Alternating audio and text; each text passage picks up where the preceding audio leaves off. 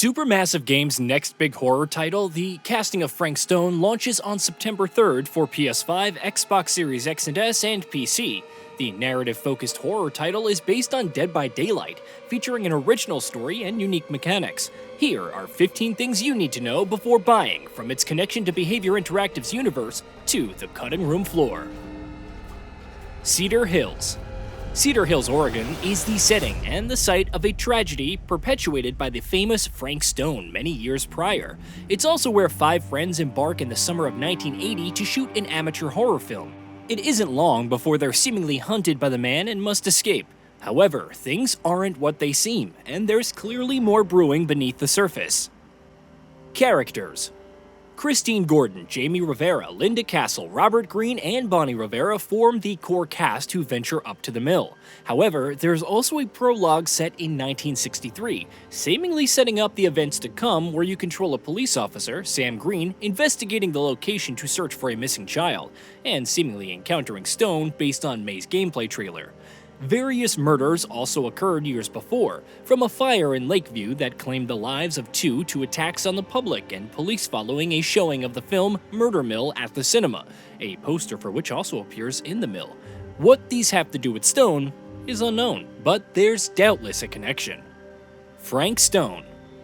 The core focus is on titular serial killer Frank Stone, who dons a welding mask and uses tools like hammers and blades to brutalize his victims. He even has a meat hook, presumably for mounting victims, not unlike in Dead by Daylight.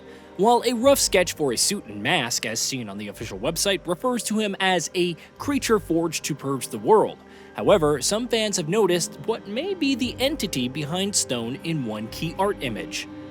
What's especially interesting is how Goss revealed to Bloody Disgusting that Stone's name is a play on words. Perhaps Frankenstein? A creation by the entity for some nefarious purpose. Regardless, it wouldn't be the first time Supermassive has used titles with double meaning. Look no further than The Quarry, which is decidedly not about a site where rocks and sand are gathered. Dead by Daylight connection. The casting of Frank Stone doesn't just have references to Behavior Interactive's Dead by Daylight, like the mask belonging to Anna the Huntress, one of the latter's killers, or the signature generator. It also promises a never-before-seen look at the wider world of the franchise. Director Steve Goss told Bloody Disgusting earlier this year, "There are huge sections of the game that feel nothing like a traditional Supermassive game because we're exploring a connection to the Dead by Daylight experience. There's a kind of balance between those two things." Behavior Interactive's Dave Richards also promised that Dead by Daylight players would learn more about the universe. There's a way that players will be able to explore the Dead by Daylight world that would be impossible to do in the multiplayer game. Choice-driven gameplay. Supermassive Games is known for its choice-driven gameplay, where one wrong move can create a butterfly effect cascading into multiple unforeseen possibilities. The casting of Frank Stone is no different. Based on your decisions, the narrative will branch accordingly. Responses can have different tones, whether serious or concerned, which also impact the story's direction. Anyone can die. However, like the developer's previous titles, whether it's The Quarry, Until Dawn, or the Dark Pictures Anthology, anyone can die. It's all tied to your decisions, and somewhere along the way, someone may not live to see the end. How will this play into Dead by Daylight's lore, where the entity can revive survivors, causing them to relive their tribulations in its realms unto eternity? Well, we'll have to wait and find out. Puzzles. Supermassive and Behavior Interactive haven't delved too deeply into the puzzles players will encounter in the environment. You will spend a decent chunk of time gathering clues and investigating, which could potentially offer information when making decisions. There are also collectibles to discover, though their significance to the story is unknown. QTEs. It wouldn't be a Supermassive title without QTEs, whether it's pressing the right button prompt at the required time or repeatedly pressing 1 within a limited window to perform an action. Original? Maybe not, but thankfully there's another mechanic that longtime players of the developer's catalog will have to master. Skill checks. As seen with Game Informer's exclusive gameplay last month, Dead by Daylight's skill checks also enter the mix. While exploring the mill's tunnels, Sam is surprised by a pipe suddenly bursting. A skill check appears where you must press the button in the correct section of the circular bar. A smaller white section is also presented and could produce a better result if your timing is right. The camera. The Super 8 camera that the cast uses is also pivotal to the plot in several ways. While it can film things in the first person, as revealed to Game Informer as part of its final cover story, there are implications for other uses down the line. Supermassive also teased that there may be other cameras for players to use. The cutting room floor.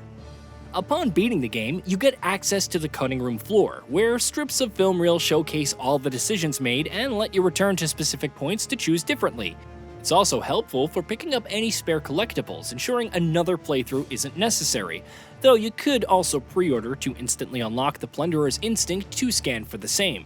Those who purchase the deluxe edition gain instant access to the cutting room floor, providing a guide of sorts if you really want everyone to live on that first playthrough. Or even die, just to see what happens. Storytelling structure similar to Until Dawn.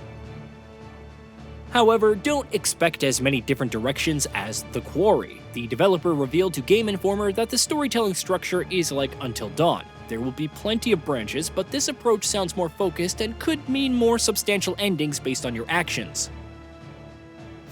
Unreal Engine 5. The casting of Frank Stone uses Unreal Engine 5, a major step up from the Quarry developed on Unreal Engine 4. It's utilizing tech like Lumen for environmental lighting and Nanite for more detailed geometry. Art director Ollie Simmons also revealed in a behind-the-scenes video that allows the team to use its own scanning for photogrammetry. So with Nanite, we can just drop in as is, and we keep all that incredible detail and realism in our environments. System requirements. As such, PC players can look forward to higher specifications than the developer's previous games. Windows 10 64-bit 1909 or higher, or Windows 11 and 70GB of installation space are required, first and foremost. Minimum specs include an Intel Core i5-8400 or AMD Ryzen 5 1600, 12GB of RAM, and an NVIDIA GeForce GTX 1080 or AMD RX 5700 XT. The recommended requirements include a Core i5-12400F or Ryzen 5 5600, 16GB of RAM, and an RTX 3070 or AMD RX 6800. 4K HDR10 and ray tracing. While Supermassive hasn't outlined the specifications required for 4K and ray tracing on PC, Xbox Series X and by extension PS5 players can somewhat rest assured. The game's Xbox Store listing confirms 4K and ray tracing support alongside HDR10. Hey, did you know that we at Gaming Bolt upload new videos every day? Stick around, drop a like, subscribe, and hit that bell, and let us know what kind of content you'd like to see in the future with a comment below.